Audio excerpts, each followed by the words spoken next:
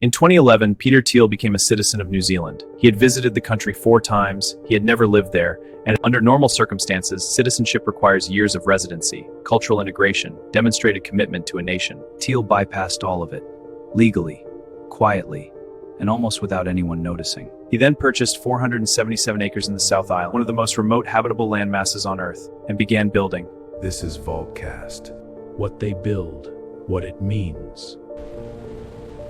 Let's start with what Thiel actually built, because the facts, again, are extraordinary. The property sits in the Wanaka region of Otago, South Island, one of the most geographically isolated inhabited zones on the planet. 477 acres, bordered by the Southern Alps, accessible by a single road, surrounded by glacier-fed lakes.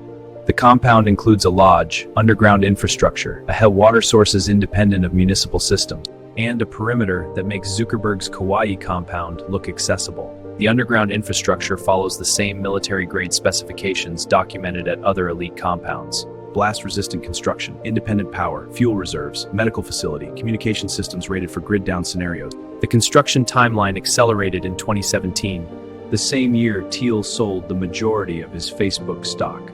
He didn't diversify a portfolio.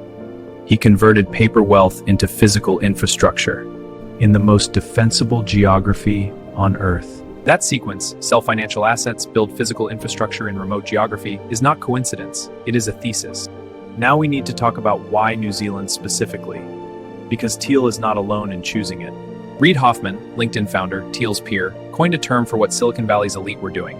He called it the New Zealand option. He estimated that more than 50% of Silicon Valley billionaires had made some form of survival preparation. New Zealand was the preferred destination. The reasons are documented, specific, and they have nothing to do with lifestyle. First, geographic isolation. New Zealand sits 1,500 miles from Australia, no land borders, a natural ocean moat on every side. Second, political stability. Consistently ranked in the global top 5. Functioning institutions, low corruption index, no recent civil conflict. Third, agricultural self-sufficiency. New Zealand produces 20 times more food than it consumes. It can feed itself indefinitely. Fourth, population ratio. 5 million people. The ratio of resources to population is among the best on Earth. Fifth, southern hemisphere positioning. Outside the primary blast radius of every major geopolitical flashpoint. These are not emotional preferences. They are variables in a survival optimization model.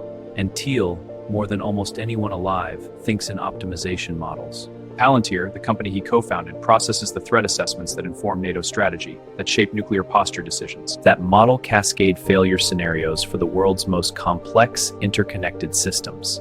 He does not guess, he models.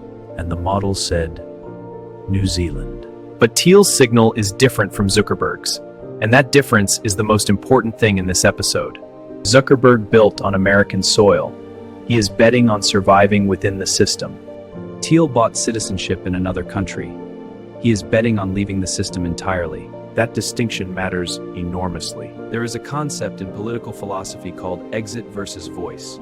Thiel has written extensively about his belief that democracy and capitalism are fundamentally incompatible, that the political process cannot fix structural economic problems. He is not trying to reform the system. He chose exit. And he chose it with the resources, the intelligence access, and the deliberate precision of someone who believes the timeline is not measured in decades. The implication of Thiel's New Zealand play is the most disturbing signal in this entire series. Because Thiel doesn't just have money. He has data, real intelligence data, the kind that governments pay billions of dollars to know. Palantir systems process the threat assessments that shape NATO strategy, that inform nuclear posture decisions, that model cascade failure scenarios for the world's most complex systems. When the architect of those threat assessment systems decides to acquire foreign citizenship and build survival infrastructure on the other side of the planet, the question is not whether he knows something. The question is what, specifically, he knows. The answer, of course, is not public. It never will be. But the behavior is. And behavior is data. And data, as Thiel himself has said, does not lie. New Zealand cannot save everyone. It was never designed to. The 477 acres in Wanaka are not a community shelter. They are not a humanitarian project. They are a private lifeboat for one man and whoever he chooses to bring. That is the architecture of exclusion, designed not to include, but to select. And the selection criteria are not democratic. They never were. This is the pattern that connects Zuckerberg's Kauai, Thiel's Wanaka, Ellison's Lanai, and 100 other compounds currently under construction. The ultra-elite are not debating whether disruption is coming. They are debating the timeline. And the timeline, based on the capital being deployed, is not 50 years. It is not 30 years. The capital deployment pattern suggests a window, and the window is closing. Here is the implication that no one is discussing publicly. The people building exits from the current system are the same people whose decisions shape that system for everyone else. Their investment decisions determine employment. Their platform decisions determine information flow. Their policy lobbying determines regulation. And while they shape it for us, they are quietly building the infrastructure to leave it. This is not conspiracy. This is documented capital allocation. The bunkers are real. The citizenship purchases are documented. The compounds exist. What remains interpretive is not whether they are preparing. It is what, specifically, they are preparing for. And the answer to that question changes everything about how you understand the world you are currently living in. Thiel is not a prophet. He is not omniscient. He could be wrong. But he is the man who, in 2004, saw what Facebook was before almost anyone else. His track record of seeing what others miss is documented and consistent, which makes the 477 acres in Wanaka not just a property purchase. It makes it a signal. The same kind of signal that VAULTCAST will spend every episode decoding. Because the bunker is not the story. The bunker is the evidence. And the story is this. The people who built the current world no longer believe it will survive. They are not trying to save it. They are positioning themselves to inherit what comes after.